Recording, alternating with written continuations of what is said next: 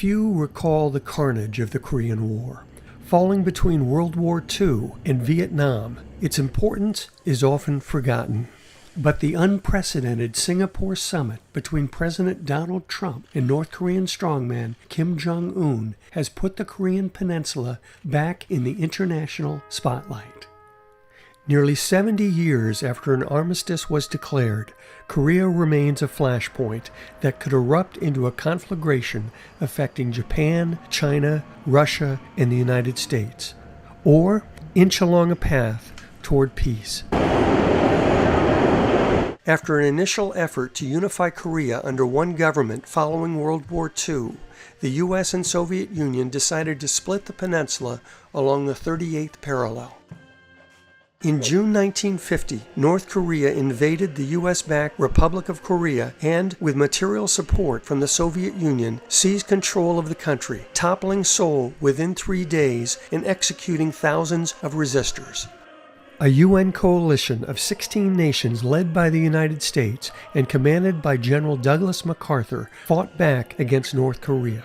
On September 15th, U.S. naval forces staged an amphibious landing deep in enemy territory at the treacherous port of Incheon, enabling Allied soldiers to cut enemy supply lines and recapture Seoul. The sacrifice was staggering in the Korean War. Our troops were sent into battle unprepared. Horribly unprepared.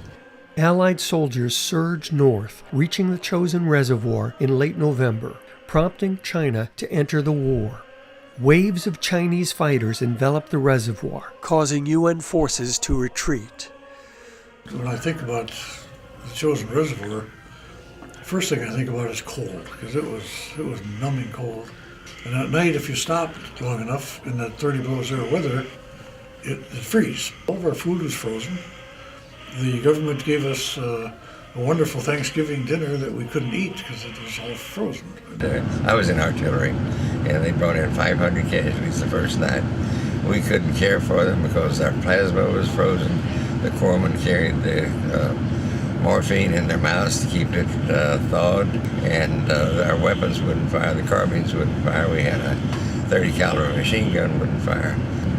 For 13 days, we did not have water or food, and if you went to sleep, you would freeze to death. So one of the tricks I did was I would sleep on my helmet, which had a round bottom.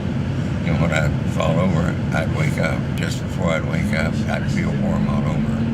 And I felt that's the way it would be when you freeze to death. Up until Thanksgiving, we had the idea that we were going to be home for Christmas. That kept everybody pumped. And we kind of went from that to when the Chinese entered the picture, we had a hell of a thing on our hands. There was fear, there was tiredness, but morale didn't drop. The refugees that were there, they couldn't stay there because they'd be killed. They knew that because they associated with us. I'm constantly thinking of the looks I saw on their faces of sheer terror, fathers and mothers with their kids. Thinking back at it, those faces told me everything.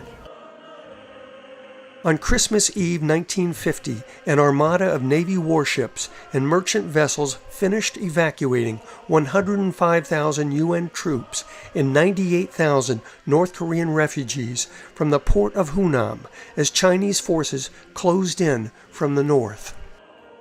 The Korean War's shifting tide continued until a truce was struck in June 1953. In just 3 years of fighting, over 33,000 Americans were dead. But the war has never really ended. Occasional hostilities have since broken out, claiming even more lives. Now, several decades later, the Korean peninsula remains divided and has the world's most heavily fortified border. About half of South Korea's 51 million citizens live in Seoul's greater metropolitan area. The capital city is only 35 miles from the demilitarized zone, a void between north and south. They live in a dynamic, prosperous democracy, alongside an estimated 1 million descendants of North Korean refugees, including South Korean President Moon Jae-in, who has pushed forward the peace process. Korea is a land of ancient customs and traditions, but its people are also known for their technical innovation and adaptability.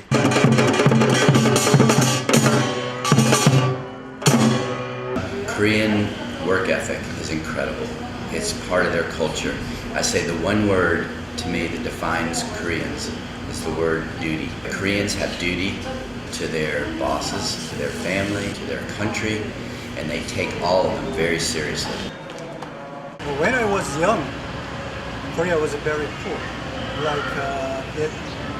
like one of the African countries. Once we were joined the industry, we were worked 24 hours, almost 24 hours. We spent our life in the industry. As a result of that kind of devotion of our generation, Korea developed. We say it is a miracle of Han River. So older generation thinks younger generation that they don't know the spirit that they had as a hungry spirit. Since the early 1950s, South Korea has forged a robust middle class and one of the world's largest economies. Its leading firms include Samsung Electronics and Hyundai Motor Company. When I came here in '06, the fashion, the trends, the technology, the stage that Korea was at seemed very much like it was contained within this country. And in the last 12 years, it's become a place that's truly on the global stage because of the speed of the change. I would just say the culture as a whole is an early adapter culture. Probably the fastest place I've ever been in my life.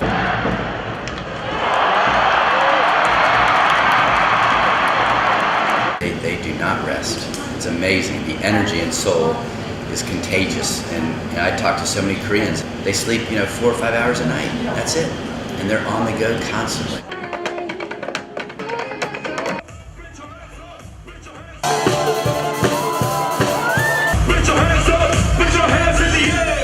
This NASA satellite image shows the disparity between South Korea's highly developed infrastructure, lit up at night from coast to coast, and the North's vast pools of darkness, but for its capital city of Pyongyang. 25 million North Koreans live under the totalitarian rule of their supreme leader, Kim Jong-un, whose family dynasty has controlled this brutal regime for 3 generations.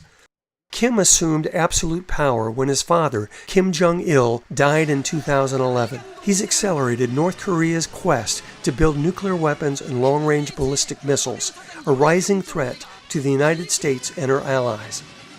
North Korea imprisons its dissidents and their families in forced labor camps, while its ordinary citizens suffer chronic blackouts and food shortages. Since 1992, multiple U.S. diplomatic initiatives have temporarily lifted economic sanctions against North Korea, yet failed to halt its nuclear weapons program. Policymakers credit U.S. sanctions with bringing Kim Jong-un back to the bargaining table. Aided by the former Soviet Union, North Korea has far more conventional military forces than the Republic of Korea. But experts credit South Korean and U.S. land, air, and sea forces with a battlefield advantage due to superior technology and training. If war breaks out, widespread civilian casualties are expected. The Koreans are not fazed. They've lived with it for so long that they don't seem to be, they're not worried. Now, internally, I can't say. I mean, they may just say that to their friends, they may just say that to foreigners. But you don't get the sense, even in the worst days. They will be met with fire and fury like the world has never seen. It was business as usual. So I think the Koreans are either they've become numb to it, or they're just really smart and they know things aren't going to change, and if they do, it's going to take a long time. It's too soon to tell whether Trump and Kim's summit will continue to dial down tensions and move both nations toward reduced militarization and a denuclearized Korean peninsula. Critics doubt North Korea will ever allow international inspectors to verify that it has taken steps to dismantle its nuclear weapons capability. South Korea's right-wing activists wish to topple Kim Jong-un's regime and to reunify all of Korea under democratic rule. The North Korean regime must be destroyed. It's quite a critical and dangerous moment for Korea. South Korea, to me, is a wonderful example of successful democracy. I think with Korea we did it right. The sacrifices that were made in the Korean War were made purely for democracy and freedom, to liberate a people who were about to be horribly oppressed, if not slaughtered. They're grateful for what they have.